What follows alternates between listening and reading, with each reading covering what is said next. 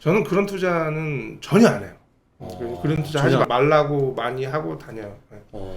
그 결국 돈 못 번다.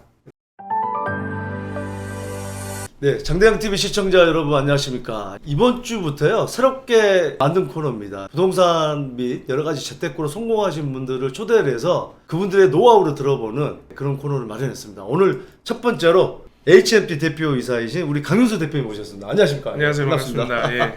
초대해 주셔서 감사합니다. 아유, 영광입니다. 예. 네.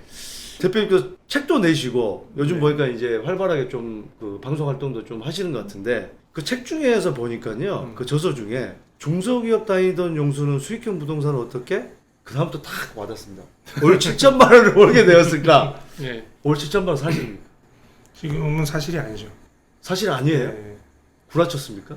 지금 더 올라가지고 그 책은 옛날에 쓴 책이니까. 아, 그책 언제 쓴 겁니까 이제? 작년 1년 넘었어요. 1년 넘은 책이고. 그 1년 사이에 지금 얼마로 올라갔습니까? 9천 정도로. 9천이요? 예.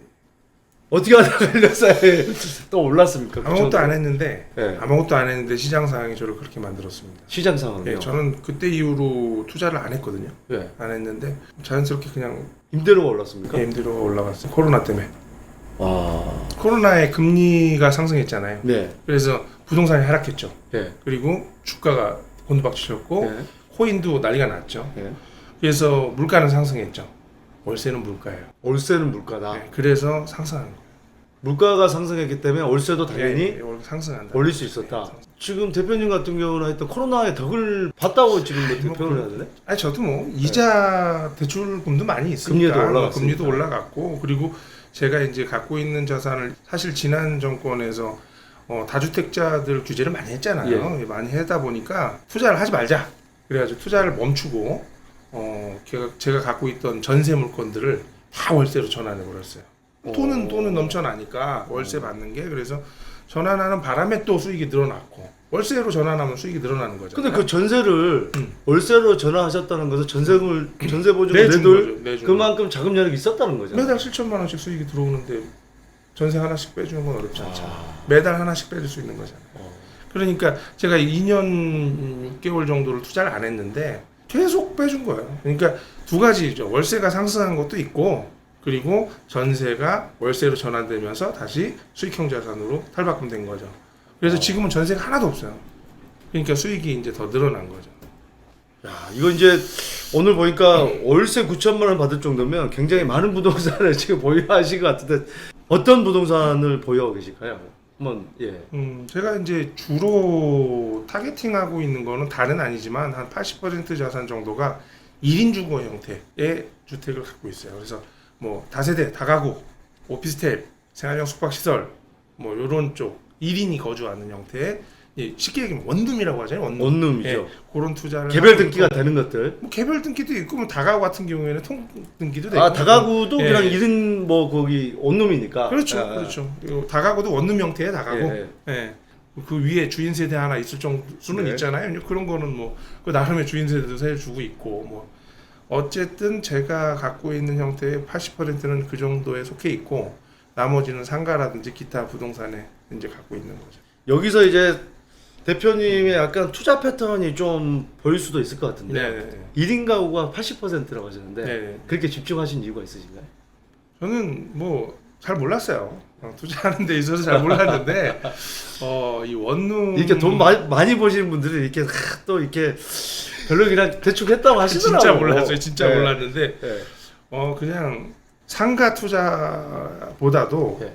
수익률이 높더라고요. 당시에도 높았고 지금도 높고 그리고 세금에도 좀 자유롭고 그래가지고 제가 이제 원룸 투자를 했는데 불편함은 많아요. 왜냐면 고쳐줘야 되고 뭐 세입자 관리해야 될 부분이 많아서 불편함은 있지만 수익률이 높아서 투자했더니 괜찮더라고요. 그래서 계속 수집을 해 나가고 있었고 지금도 좋은 물건이 있으면 또 알아보고 있고 이렇습니다. 지금 제가 질문 드릴 게 너무 많은데요. 처음 투자는 어떻게 하게 되셨나요? 그것도 한번 들어보시죠. 첫 투자는 그냥 뭐 우리 일반적인 투자 하듯이 그냥 저도 아파트 청약 넣어서 아파트 당첨된 게 첫 투자예요, 사실은. 얼마짜리 아파트였어요? 지방인데 뭐 얼마라고 의미가 있겠나 싶지만 그 당시 분양가가 1억 7천인 게 옛날이에요. 옛날 2000년대 초반. 네, 그래서 막 동탄 일신도시가 막 시작될 당시 그 정도 때문에 제가 시작을 했던 것 같아요. 근데 그냥 뭐 내가 뭐 재테크를 시작했다기보다도 동네 사람들이 청약만 있으면 돈 번대더라. 당시 한참 막 핫했어요. 그러면서 청약 통장만 사러 다니는 사람이 있을 정도로 지방에도. 그래서 청약 통장 그냥 빌려주면 800만 원 준대더라. 뭐 이랬던 시절이 있었는데 저도 뭐 직장 다녔고 가정이 있었으니까 청약 통장은 있었을 거 아니에요. 그래서 그게 요즘에 부정청약으로 다 이제 네. 걸리는데. 그래서 이제 무주택자였고 그래서 뭐 아파트 청약을 넣었는데 이제 청약을 아파트에 넣었는데 뭐 대죠. 뭐 지방이 안 될 게 어딨어요. 그래서 되고 나서 피를 준다 그래서 이제 그 당시 뭐 3천만 원 정도인데 3천만 원 지금도 뭐 큰 돈. 당시 제 월급이 2,500이었으니까 네. 3천이면 1년치 연봉을 주는 거 아니에요. 그러니까 눈 뒤집혀신 거 아니에요? 뒤집혔죠. 그래서 야 이거 대박이다 그러면서 이제 신났죠. 그래서 했는데 한 6개월 만에 노무현 대통령께서 전매 금지. 한 번만 전매해라. 그래가지고 이제 싹 꺼져가지고 이제 한 600만 원까지 내려갔죠. 그 피가. 그때 바로 파신 건 아니고. 못 팔았죠. 아. 그래서 이제 그 하락하는 장이 무서워서 다시 오르겠지 하다 보니까 이제 팔 타임을 놓친 거죠. 그러니까 처음에 팔았으면 2,500, 3,000이었는데 더 오를 수 있을 것 같다는 느낌. 그렇잖아요. 우리가 그런 행운이 오면 이게 정점이라고 생각하지 않잖아요. 계속 뭐든 주식이든 뭐든. 예, 그러니까 이제 그때 저도 이제 젊었고 그러니까 그러면서 이제 한번 크게 먹자. 기다려 봤죠. 근데 사실 저는 그게 되고 나서 기분이 안 좋았어요, 사실. 당첨이 되고 나서. 당첨되고 나서. 그러니까 왜? 당첨이 되고 집에 와서 신나게 이제 집사람하고 이제 막 이제 가족들은 좋아했을 거 아니에요. 막, 네. 야 이제 내가 2,500, 3천만 원을 벌게 생겼다 이제 막 그래서 신나게 이제 즐겁게 이야기를 하다가 담배를 피러 이제 슬쩍 나왔어요. 이제 술도 한 잔 먹고 이래서 담배 피러 딱 나와서 딱 담배를 피고 있는데 기분 좋잖아요. 그래서 기분 좋은 마음에 딱 나와 있었는데 가만히 생각해 보니까 기분이 나쁘더라고요. 왜 나빠요? 제가 당시 2,500 연봉이었는데 네. 나는 열심히 1년 내내 일해야 2,500 받는데 이거 그냥 꼴랑 청약통장 하나 써 내가 뭘 했어요? 아무것도 안 했잖아.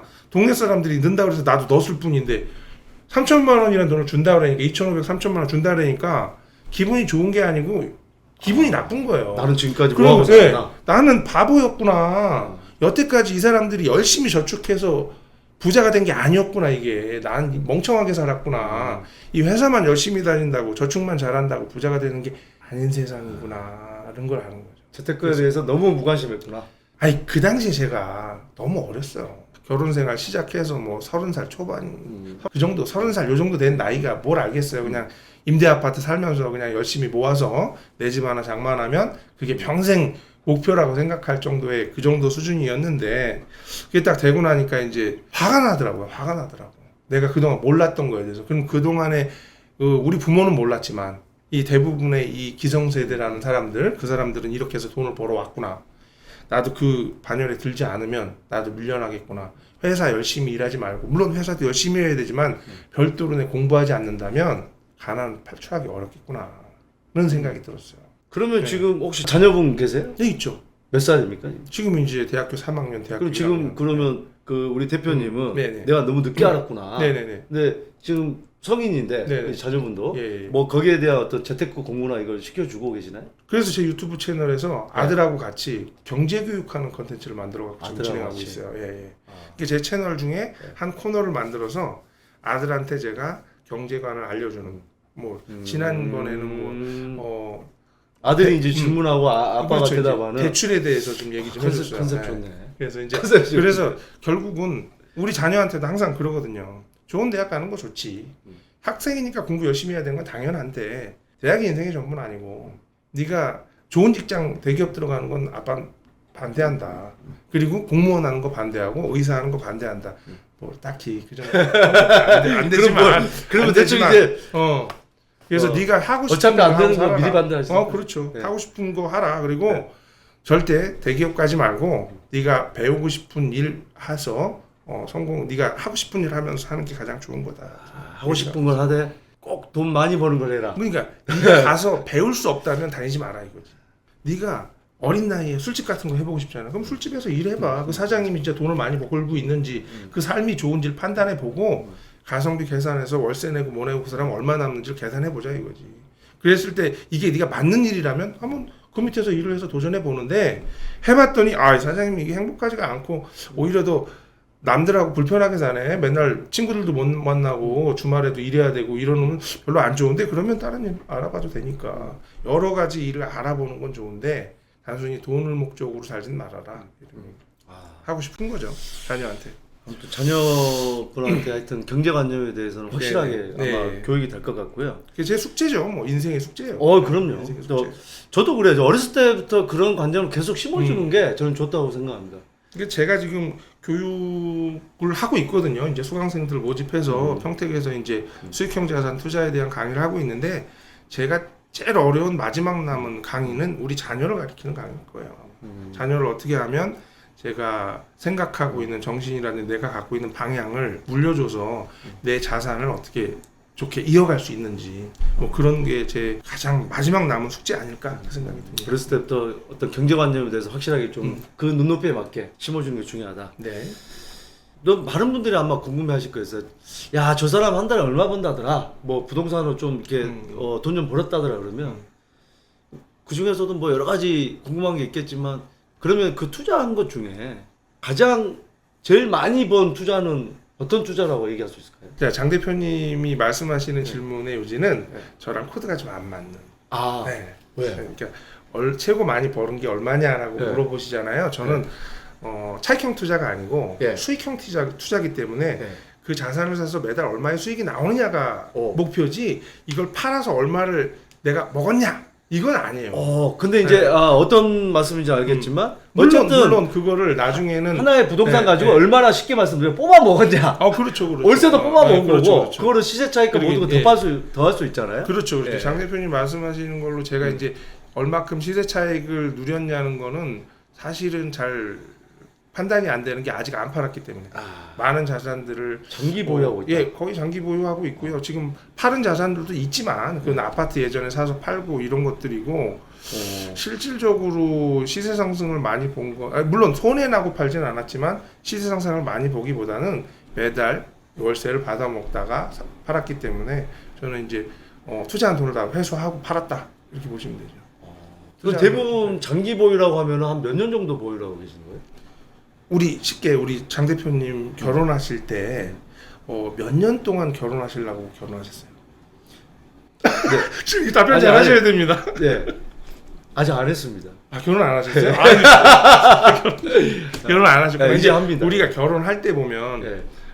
그럼 결혼하실 거면 앞으로 몇 년간 결혼 생활하려고 결혼하시는 거예요? 100년으로 가시려고 하는 평생. 거잖아요. 100년 하시려고. 그죠? 저는 살 때 팔 걸 생각하고 사지 않아요. 물론 그 자산의 가치가 상승해야 되는 건 당연한데 근데 저는 팔 거를 생각하고 사는 게 아니고 이게 어떻게 내 갖고 와서 더 현금 흐름이 많이 나오게 만들어낼 거냐를 기준으로 그러니까 매달 월세가 더 많이 나오게 만들 수 있는 방법이 이게 샀을 때는 1,000만 원밖에 안 나오는데 내가 잘 다듬으면 1,500만 원이 나오게 만들겠다. 그러면 그만큼 시세 상승이 된 거예요. 어떻게 보면. 왜냐하면 수익률로 계산하기 때문에 수익형 자산들은 근데 살다 보면 우리가 이혼도 하잖아요. 네. 이혼을 전제로 결혼하는 건 아니지만 살다 보면 그 자산과 작별할 때도 있죠, 물론. 아직 이혼 안 하셨죠? 네, 저는 이혼 그렇기 안 때문에 했습니다. 지금 장기 보유를 하고 예, 계시죠. 그렇죠. 그런 개념이에요. 그래서 매달 현금 흐름이 발생하는 거 기준으로 보면 저는 대부분 8대 정도 되면 투자금은 다 회수가 돼요, 거의. 네, 거의 회수되는 것 같아요. 이미 회수 다 된 건물들도 있고. 여기서 대표님의 어떤 그 투자 선호하는 스타일이 나오는 것 같은데요. 나는 시세 차익보다는 월세를 따박따박 잘 받을 수 있는 것을 공략한다. 이렇게 해석해도 되겠습니까? 저는 이제 제가 투자의 원칙이 있는데 네. 투자하는 순간 수익이 돌아오는 것에만 투자해요. 수익이 들어오는 투자하는 순간이에요. 순간 바로 예. 그러니까 제가 공실 없이 제가 계약을 잔금을 치렀어. 네. 그럼 그 다음 달부터 저한테 뭔가 떨어져야 돼요. 물론 이자도 나갈 거잖아요. 이자 제약으로는 남은 뭔가가 나한테 돌아온다면 좀 투자하지만 투자하는 순간 아무것도 돌아오지 않는 거엔 절대 투자 안 해요. 제 투자 원칙이에요.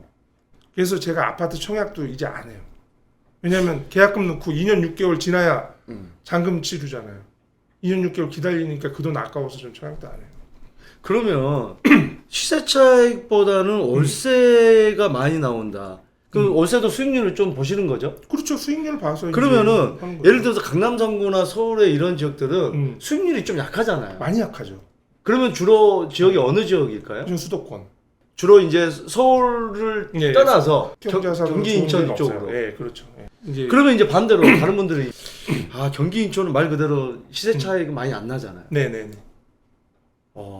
그 대표님께서 어떤 매물을 보러 가시면 의외로 경쟁 상대가 많을 것 같지는 않은데. 이게 보는 관점이 다른 거예요. 그러니까 강남권에 있는 자산들, 수익형 자산들도 있잖아요. 많이 있는데 그런 자산들은 가격이 이미 높고 수익률이 낮죠. 근데 더 오를 거라는 걸로 해서 사람들이 투자하지만 수익형으로 보지만 반반이에요. 시세 상승도 많이 기대하면서 산단 말이에요. 상가를 사거나 이런 거를.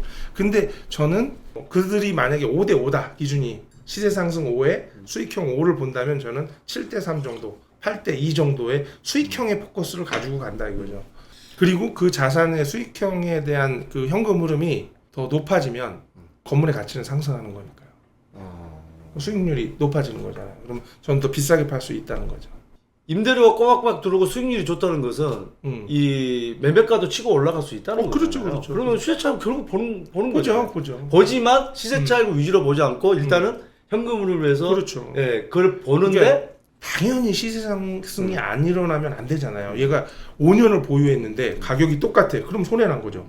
물가 상승만큼도 방어를 못 한 거잖아요. 그러니까 최소한 1년에 지금 물가 상승이 많이 되지만 최소한 한 5% 정도는 물가 상승이 매년 되고 있다고 봐야 되잖아요. 그러면 5년 보유했으면 그 정도의 자산이 상승해야 본전이거든요. 사실은 어떻게 보면 내 돈이 본전한 거예요. 근데 그 정도는 당연히 오를 만한 자산으로 선택하지만 일단은 기본 포커스는 수익률이다 이렇게 보는 거죠.